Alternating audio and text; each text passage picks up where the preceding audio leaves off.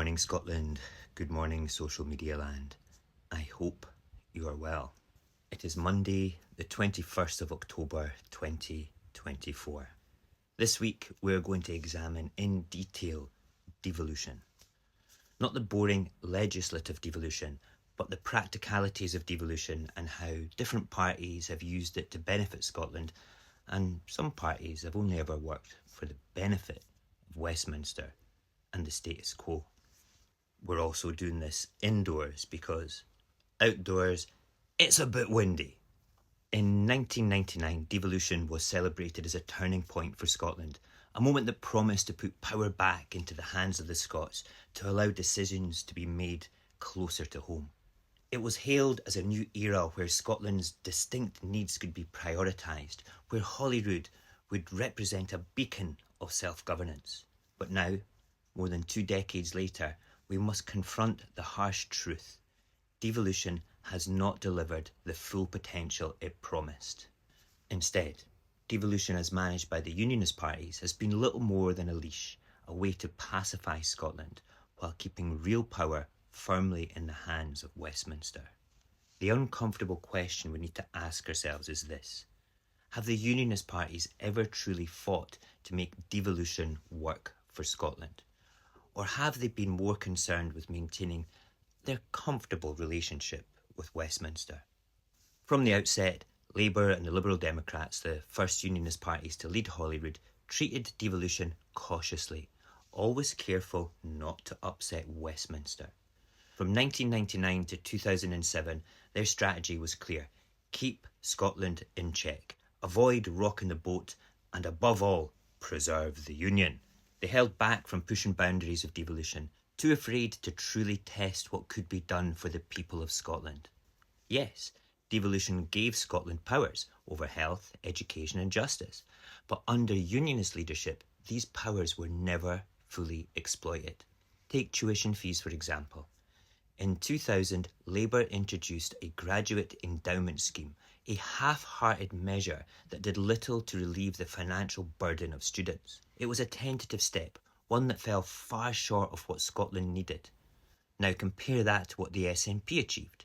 When they took power, they abolished tuition fees entirely, a bold and decisive move that put the interests of Scots first. Why didn't Labour or the Liberal Democrats take such a bold step? The answer is simple.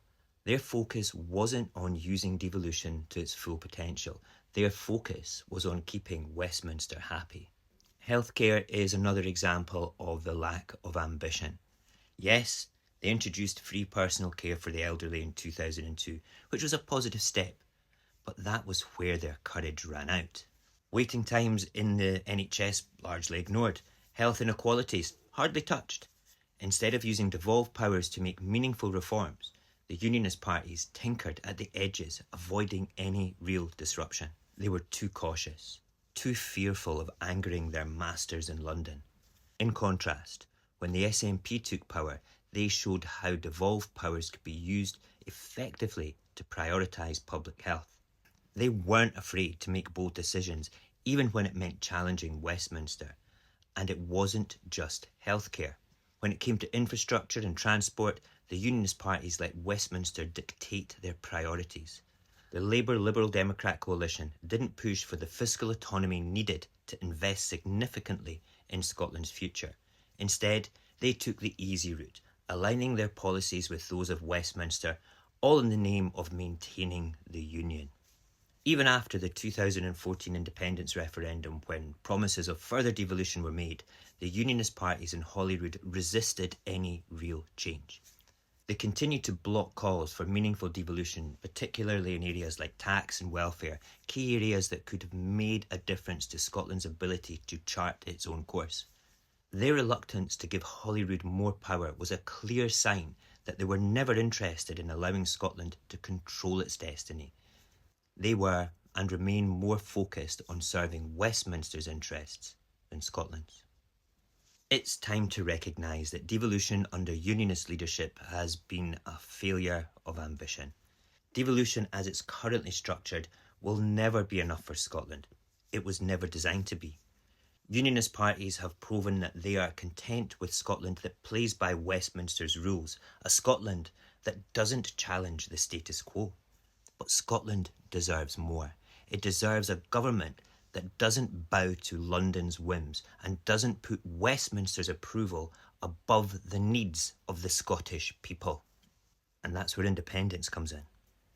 Independence isn't just about breaking away from the Union. It's about unlocking Scotland's potential and freeing us from that glass ceiling that devolution imposes upon us.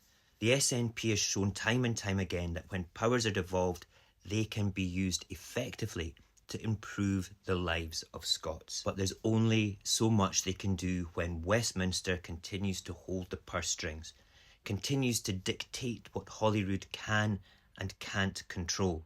The Unionist parties will never truly support an independent-minded Scotland. They will always place Westminster first. And that's why devolution, as it stands, will never be enough. Scotland needs more of an evolution rather than more devolution. It needs to move beyond the devolved powers that we have and take full control of its future. The Unionist parties have had their chance to make devolution work, and they have failed. They have shown us that their loyalty lies with Westminster, and certainly not with every single person in Scotland, including the Unionist people in Scotland.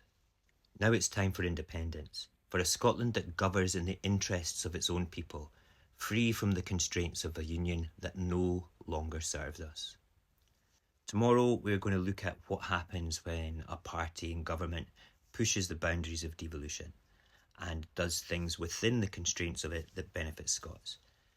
What you have to realise when you start thinking about this is the Scottish Government is in a box. It does have a glass ceiling and it can only do so much. So when we complain about the SNP being a devolutionist party, they're only working with what they have.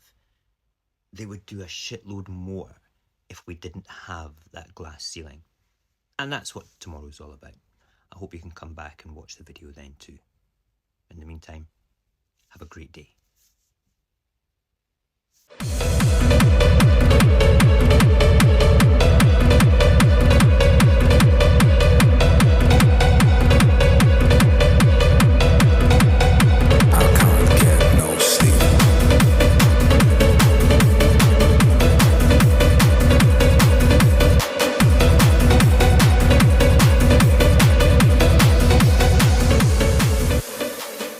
I can't get no sleep.